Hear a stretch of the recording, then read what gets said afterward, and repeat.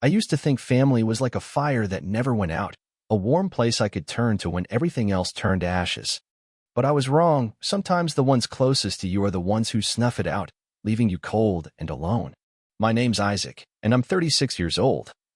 A blacksmith living among the rugged mountains of Montana. The wind howls through the rocks here, and my forge is the only thing keeping me going.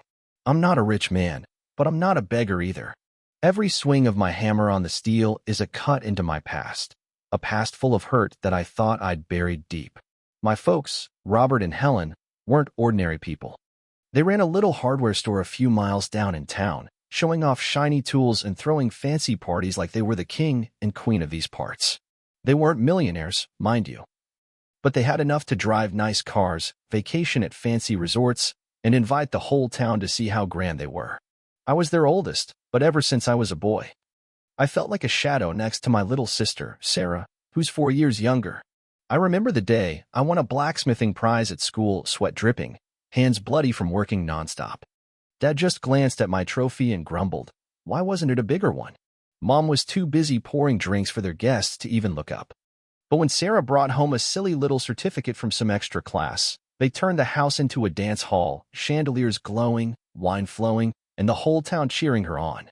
I left home at 19, not a penny to my name, just my calloused hands and a fire of anger burning inside me. Dad yelled in my face as I walked out, "You're a failure, Isaac. You'll come crawling back begging." Mom stood there, lips pressed tight, saying nothing, like I was a stain they wanted gone. I learned my trade from an old blacksmith named Hank, who found me half-starved in a downpour by the roadside. I slept on the workshop floor, ate moldy bread to get by, and every hammer strike was a promise I'd never bow to them again. After 5 years, I built my own forge up on the mountainside, a small place but mine, where the fire didn't just shape steel, it shaped me.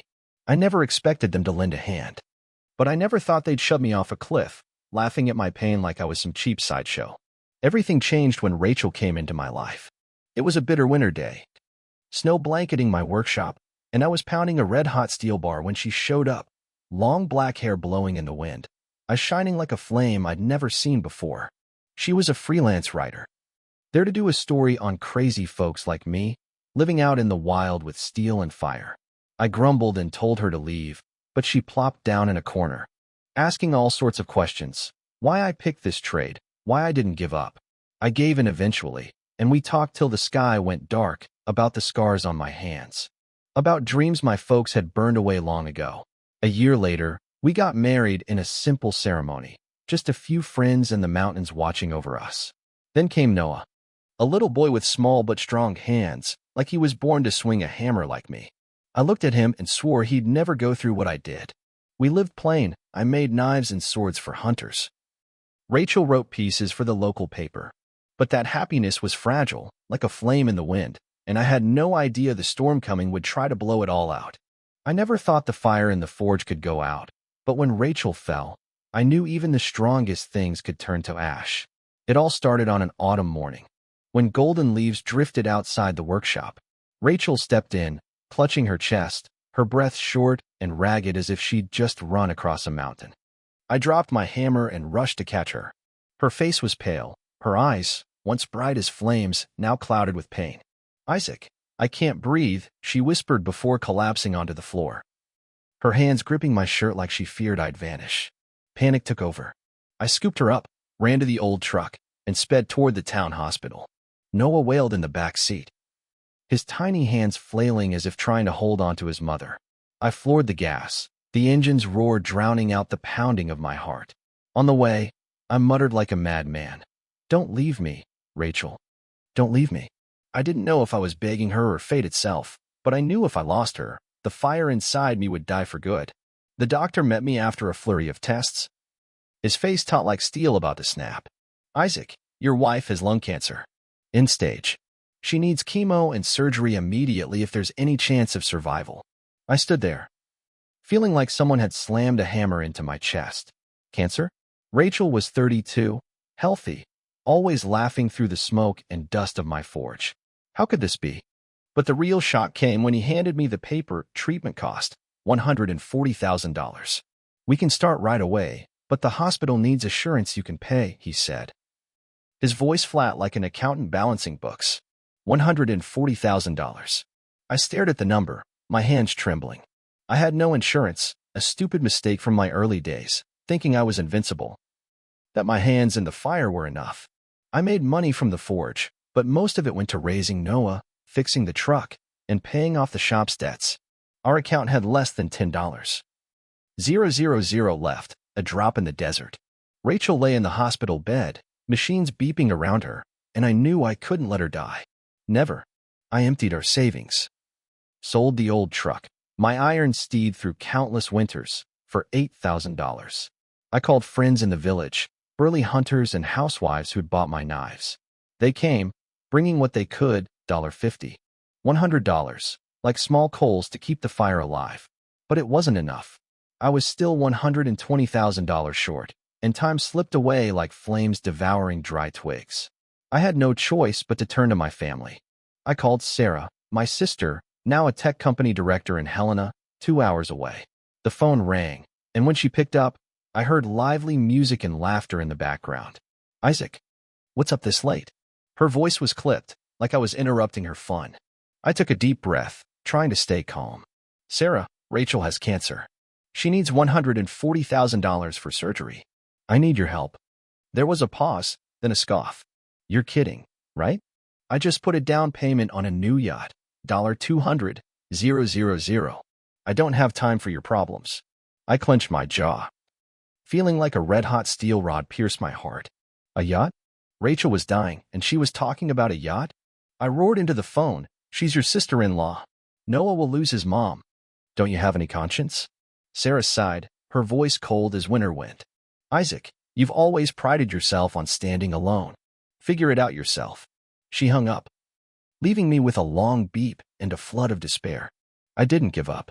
I called my parents, hoping they'd at least care for their grandson's sake. Mom answered, her voice dripping with the fake sweetness of my childhood. Isaac, how are you? I cut her off. Rachel's dying. I need $120,000 to save her. Can you help? I heard Dad yell in the background. Don't even think about it. We just spent $50,000 fixing the store to compete with the new supermarket. Mom chimed in, gentle but sharp. Son, you know we're not flush with cash. Sarah needs money to grow her company too. You can handle this, right? I sank onto the kitchen table, cradling my head. They chose a store and a yacht over Rachel's life. I thought I'd grown used to their coldness, but this time, it was the final hammer blow shattering whatever illusions I had left. I drove home through a torrential downpour, tears blending with the raindrops slamming against the windshield. The laughter of my parents and Sarah echoed in my mind, sharp as the blade I'd once forged. They didn't just reject me, they turned me into a joke, a filthy pauper daring to step into their dazzling world with hands stained by ash and soot. Rachel was fading. Each breath of hers a hammer blow to my chest, and I could do nothing but watch her waste away. I slammed my fist into the steering wheel, the horn blaring through the mountains. But no one could hear the screams tearing through my soul. When I pushed the door open and stepped inside, Rachel was lying on the sofa, Noah curled up beside her, his eyes red and swollen. She looked at me, frail but still forcing the question out. Did they help, Isaac? I knelt beside her, gripping her bony hand, but words wouldn't come. The truth lodged in my throat like a burning coal. I shook my head, tears splashing onto the wooden floor. She didn't blame me, just squeezed my hand tighter. But I knew she was hiding her fear to keep me from breaking. I couldn't sit still. If my family turned their backs, I'd burn everything down myself to save her. The next morning, I stormed into the workshop, pulling out the hunting knife I'd forged over 3 months, a perfect piece with a gleaming steel blade and a flame-carved wooden handle. It was worth $5,000. But I didn't hesitate. I took it to the pawn shop in town, run by a stingy bastard known for lowballing. He smirked at me. Isaac, you've lost it. This knife for $2,000, take it or leave it. I slammed my fist on the counter, roaring, don't test me today. In the end, he handed over $4,000, but his eyes mocked my desperation. I sold everything I could, Hank's old hammer he'd left me, the rusty forging tools, even the truck I used to haul steel. I scraped together $20,000, but it was still a universe away from the $140,000 I needed. Standing in the empty workshop, the forge cold and dead, I felt like I was the one being tossed into the ashes. Noah ran up, clinging to my leg, his voice cracking. Dad, why'd you sell everything? I couldn't answer. Just held him tight, tears soaking into his messy hair. Then a spark came from the last place I expected. Jake, an old carpenter who'd bought knives from me before, knocked on my door that night. He'd brought a crowd, hunters, farmers, even a few smiths from nearby towns. They stood in the rain, clutching crumpled envelopes and rusty tin boxes. Jake shoved a rough canvas bag into my hands. His voice gravelly. Isaac, we heard about Rachel. This is all we've got. I opened it. Inside were crumpled bills, some coins, totaling $15,000. I stared at them, stunned. Jake clapped my shoulder. You always sold us knives cheap. Now it's our turn to pay you back. But it still wasn't enough. I needed $105,000 more, and Rachel's time was running out. Then a call came from someone I never expected, Mary, Rachel's mother. She was a widow in Idaho, so poor she sometimes skipped meals to send Noah little gifts. Her voice trembled over the line. Isaac. I just sold my last piece of land, the one I was going to build a retirement home on. It got $70,000. Come get it now. Don't make Rachel wait.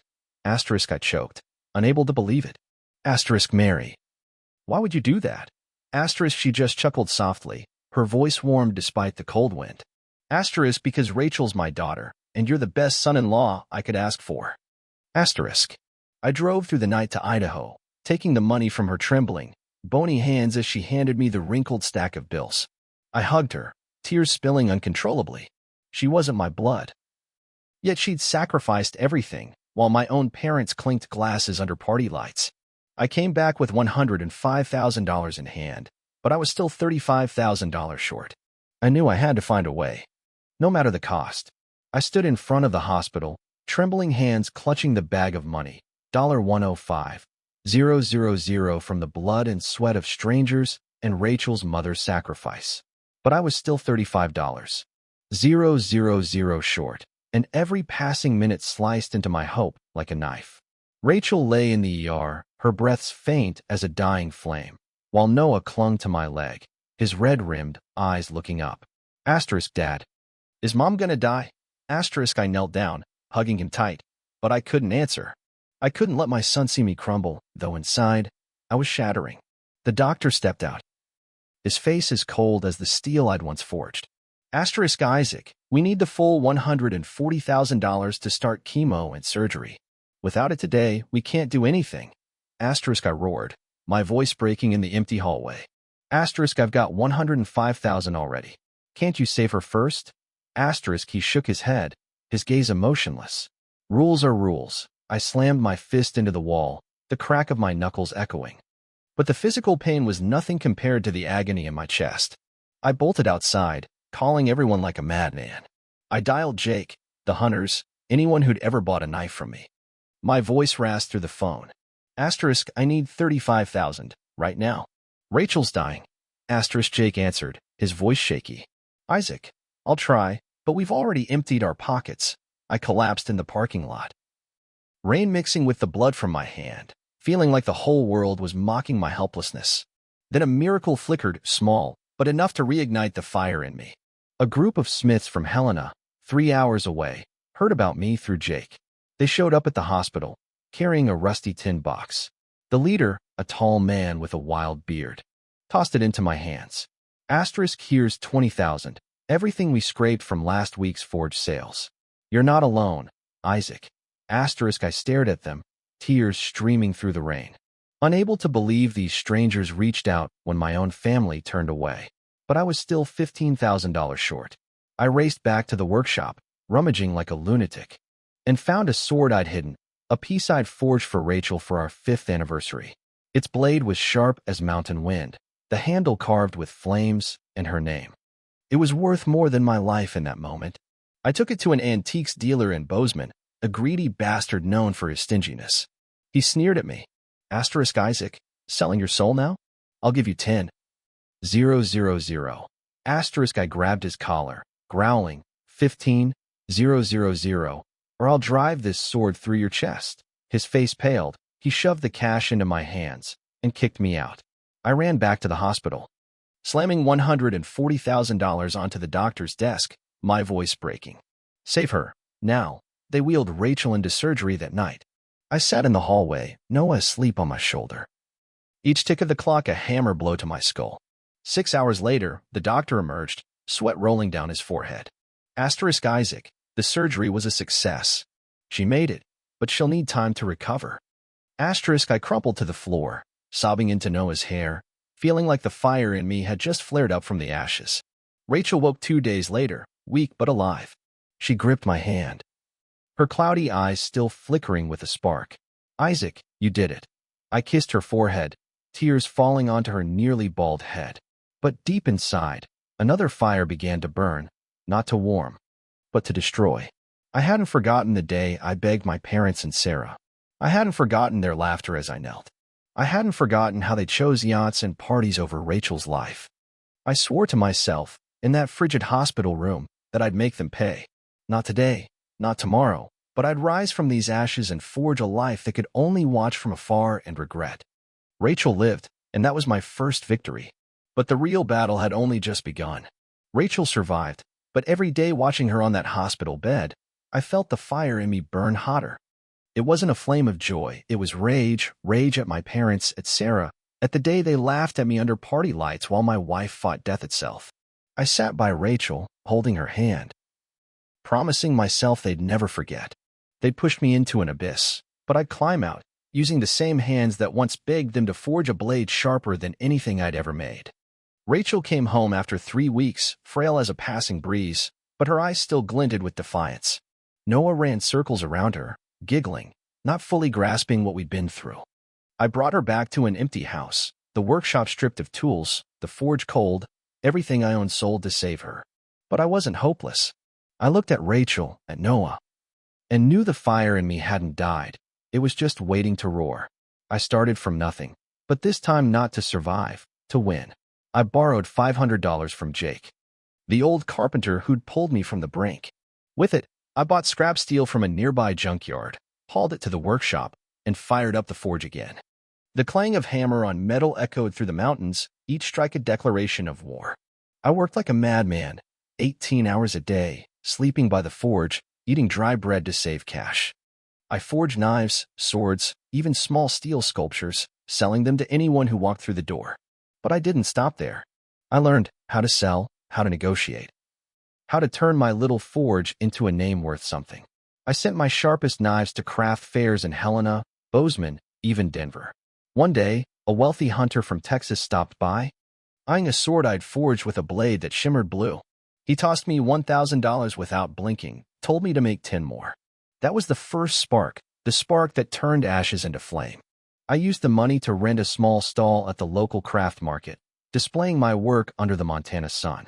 Tourists flocked, hunters ordered, even a few big city art dealers took notice.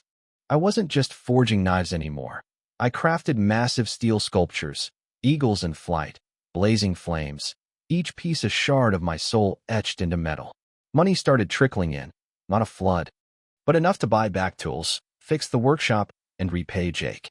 A year after Rachel left the hospital, I landed my first real big contract. A luxury hotel in Missoula wanted 20 steel sculptures for their lobby, $50,000. I stood in the workshop, watching the forge glow red, sweat dripping down my face, and smiled, not a smile of joy, but of a man who'd found the sword for his revenge. I hired 2 assistants, turning the forge into a relentless machine. Every night I worked. The hammers ring a reminder. Each strike brought me closer to the day I'd face my family. Rachel recovered slowly, but she wasn't a journalist anymore. She sat with me in the workshop, helping track orders, her frail hands trembling as she held the pen. She looked at me, eyes worried. Isaac, you're burning yourself out. Rest a little. I shook my head, voice low as tempered steel. I can't rest, Rachel. Not while they're still living carefree out there. I heard about them through townsfolk. My parents still threw parties. Sarah still flaunted her new yacht on social media, her smug smile on the deck making my fists clench.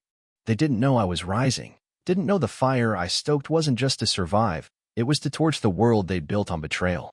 I swore to Rachel, to Noah, and to myself that one day they'd look up at me, and when that day came, I wouldn't kneel again. I'd stand tall, letting them see who I'd forged myself into. 3 years had passed since Rachel nearly died, and I was no longer the desperate blacksmith begging under party lights.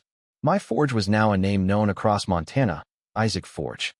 A brand of steel and fire, where my works weren't just knives and swords but art. I didn't stop at the $50,000 Missoula hotel contract. I signed deals with resorts, galleries, even a museum in Seattle that commissioned a 5-meter steel mountain sculpture for $200,000. Money flowed in like a spring stream, but I didn't squander it. I bought a new house for Rachel and Noah, paid off Jake, and sent cash to Mary to rebuild the land she'd sold. Yet the fire in me still burned, not to warm, but to destroy. Word of my family trickled through town whispers.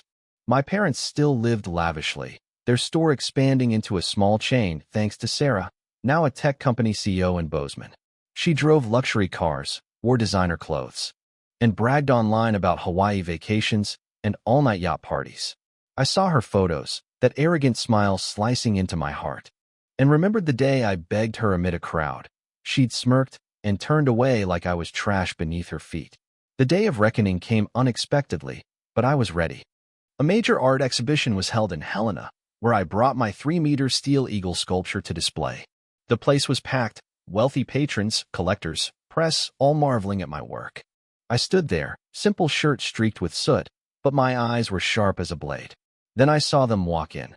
My father in a glossy suit, my mother dripping with pearl necklaces, and Sarah, her red dress blazing like she owned the room. They didn't know I was the centerpiece of this show. They came to flaunt, to network, to uphold their glossy facade. Sarah spotted my sculpture first. She froze, her heels clicking to a halt, her eyes scanning the plaque with my name, Isaac Forge. I saw her lips tighten, like she'd swallowed something bitter. My father stepped forward, brows furrowed, his voice low like the day he kicked me out. Asterisk Isaac? What the hell are you doing here? Asterisk my mother smirked, her ringed hands crossing. Asterisk oh, you must be working for someone, right? Asterisk I didn't answer, just stood still, letting them uncover the truth. A wealthy collector from New York, in an expensive gray suit, clapped me on the shoulder. Asterisk Isaac, this sculpture's a masterpiece. I'll pay you $150,000 right now if you'll sell. Asterisk the crowd buzzed, cameras flashed, and I saw Sarah's face drain of color. My father stammered, his wine glass trembling. Asterisk 150? 000? You made this? Asterisk I locked eyes with him, my voice cold as tempered steel. Asterisk yes, Dad. And this is just the start. Asterisk. My mother jumped in, trying to stay composed but her voice cracking. Asterisk Isaac, why didn't you tell us? My son doing this well? You should have bragged. Asterisk I sneered, a smile sharp as the blades I'd forged. Asterisk brag? Like you bragged about yachts and parties while Rachel was dying. Asterisk the room went dead silent. All eyes on my family. Sarah stepped forward, face flushed with anger and shame. Asterisk you dare bring up the past? You're a failure, just here to humiliate us, aren't you? Asterisk. I closed the gap. My voice low but loud enough for all to hear. Asterisk failure? I begged you to save my wife, and you chose a yacht. I'm not here to humiliate anyone, Sarah. I'm here so you see I don't need you anymore. Asterisk my father roared, trying to reclaim control. Asterisk enough, Isaac. Who do you think you are, talking to your family like that? Asterisk I turned to him, eyes blazing. Asterisk family. Family doesn't abandon each other for parties and prestige. Asterisk. I turned my back, leaving them stranded amid whispers and camera lights. Sarah screamed after me, her voice breaking in fury. You'll regret this, Isaac. I didn't stop, but inside, I knew this war wasn't over. They'd seen me rise, but I'd make them kneel, not to beg, but to look up from the abyss they'd once shoved me into. The fire in me wasn't just burning now, it was erupting, and I'd use it to torch everything. After the Helena exhibition, I was no longer an unknown blacksmith. My name, Isaac Forge, spread across local papers, then national art magazines. They dubbed me the Steel Forger from Ashes. A man from the mountains crafting masterpieces that made the elite bow in awe. Orders flooded in like a torrent, hotels, museums. Even a California billionaire wanting a massive steel gate for his mansion, $300,000. I didn't rest. Each hammer strike was a cut into the past, Each piece a reminder that I'd surpassed them. My parents, Sarah, those who laughed at me under party lights. Rachel grew stronger, though she never returned to journalism. She stood by me in the workshop, her gentle eyes tinged with worry. Isaac, you're turning yourself into a fire that won't die.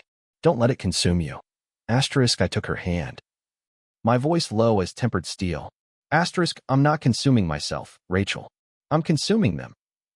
Noah darted around the workshop, wielding a small steel rod I'd forged into a sword for him, and I watched him, vowing he'd never have to beg like I did. My fire didn't just burn in the forge, it spread, and I wanted them to feel the heat. After the exhibition, my story leaked out. Not just the success, but the day I begged my family to save Rachel. A sharp-eyed reporter from Helena interviewed me.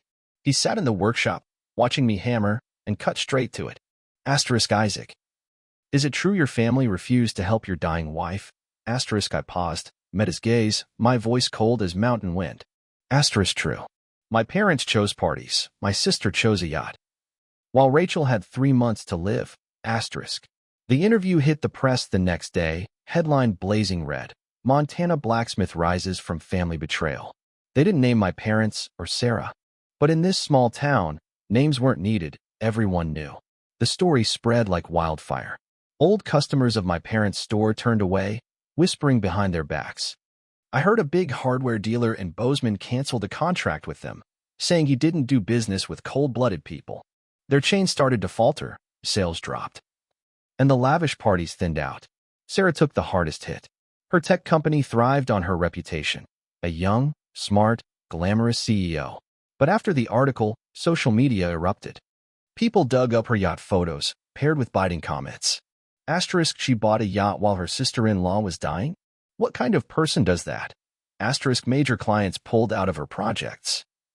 Her company's stock plummeted, and word got around she had to sell that yacht cheap to stay afloat. I sat in the workshop, reading the news, and smiled. Not a smile of joy, but of a man who'd just lit the first flame. Then they came to me, not to apologize, but to threaten. One evening, as I sharpened a sword in the workshop, a car engine roared outside. My father stepped out of a gleaming SUV, face red with fury. My mother followed, heels clacking on the dirt. Sarah came last, her silk dress now wrinkled, eyes spitting fire. They stormed into the workshop like a tempest, and my father bellowed, his voice drowning the forge's roar. Isaac, what the hell are you doing? You're slandering your family in the press. Costing me customers, costing Sarah everything. I stood, still holding the sword, its steel glinting under the light. I looked at him, my voice low but sharp as a blade. Slander? I just told the truth. You chose parties and yachts over Rachel's life. Sarah lunged forward, jabbing a finger in my face, her voice shrill. You're a traitor. You've ruined my life over that old story. I stepped closer, eyes blazing. Your life? Did you think about Rachel's life when I begged you on my knees? My mother cut in. Tears streaming, but her tone still haughty. Isaac, you can't do this to your family. I'm your mother. I turned to her, sneering. Mother? You stopped being my mother the day you turned away while I pleaded.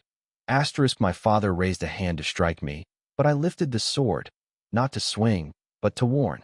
He froze, hand trembling, face paling. They left, threats hanging in the air. Sarah screamed before climbing into the car.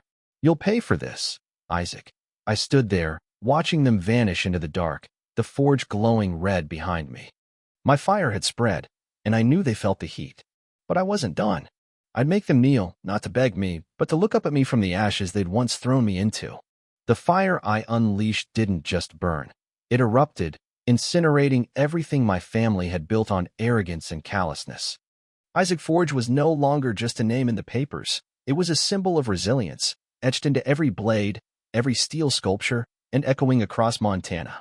I expanded my workshop into a full-scale forge, hired 10 more smiths, and signed multi-million-dollar contracts with real estate giants, museums, and collectors nationwide. Money poured in like a waterfall, but I didn't let it blind me.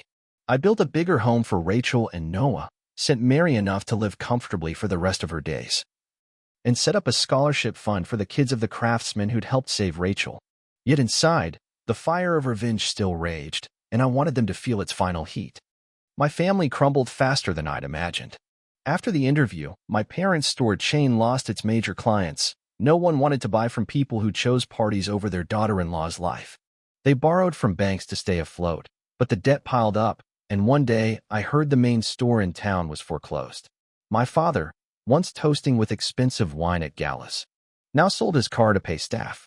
My mother, with her pearls and heels, shuffled through town, head bowed, dodging the stares of those who'd once clinked glasses with her. Sarah took the hardest fall. Her tech company tanked as clients bailed and shareholders dumped stock amid the family scandal. The yacht she adored was auctioned off for peanuts. And word spread she'd been fired as CEO, a shock to someone who'd stood so smugly at the top. Friends deserted her, parties dwindled, and her online presence became a punching bag.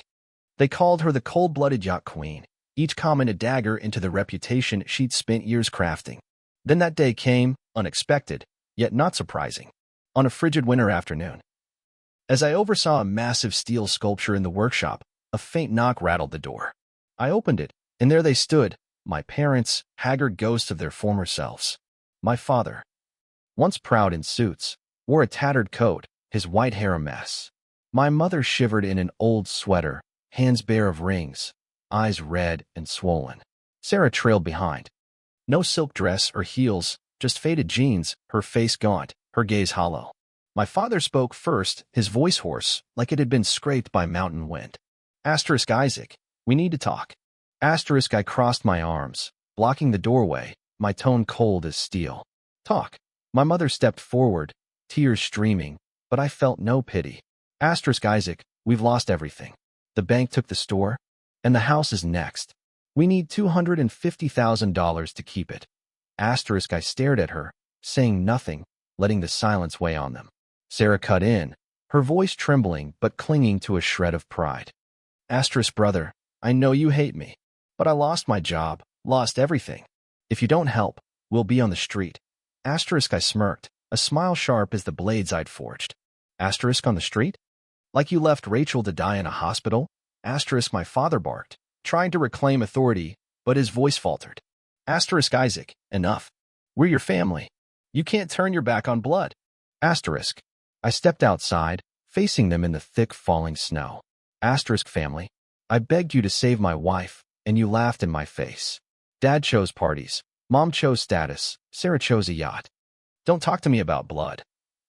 My mother collapsed, sobbing, clutching my legs. Isaac, I'm begging you. I was wrong. Don't let me lose it all.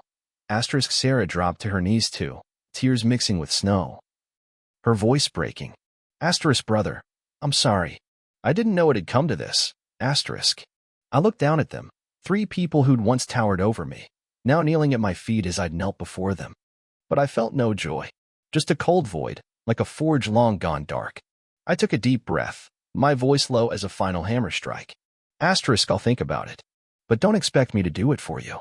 If I help, it's to end this, once and for all.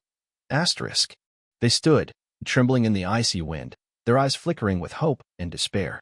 I shut the door, turned back to the workshop. The forge still roaring behind me.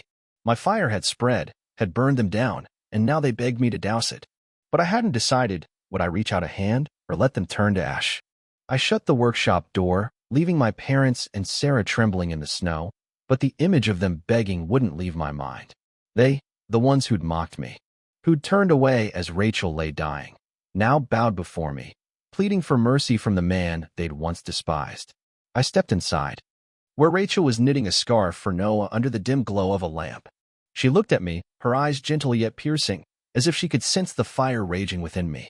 Isaac, what's wrong? I sat beside her, recounting it all, how they showed up, how they knelt, how they begged for $250,000 to save their foreclosed home. Rachel listened, her knitting hands stilling, her gaze thoughtful. She didn't speak right away, just took my hand, her thin fingers surprisingly warm. Isaac, you hate them, and I get it. But if you refuse, are you sure you won't regret it? I stared at her, my chest heavy. Regret? They didn't regret letting you die. Why should I regret making them pay? She gave a sad smile, her voice soft as mountain wind. Not for them, but for you. You're stronger than they are, Isaac. Don't let hatred turn you into them. Asterisk. I stood, stepping onto the porch, letting the winter night's chill slice through me. I gazed at the pitch-black sky. Snow falling thick like it wanted to bury everything. I remembered kneeling before them, my voice breaking amid party music, and them turning away without a flicker of doubt. I recalled Sarah's laughter, my father's scornful stare, my mother's cold silence. But I also remembered Rachel. She'd lived, saved not by blood, but by strangers and merry. I stood there for hours, the fire in me wavering between burning and fading. The next morning, I called Jake, the old friend who'd stood by me in the darkest times. I told him everything, my voice rough.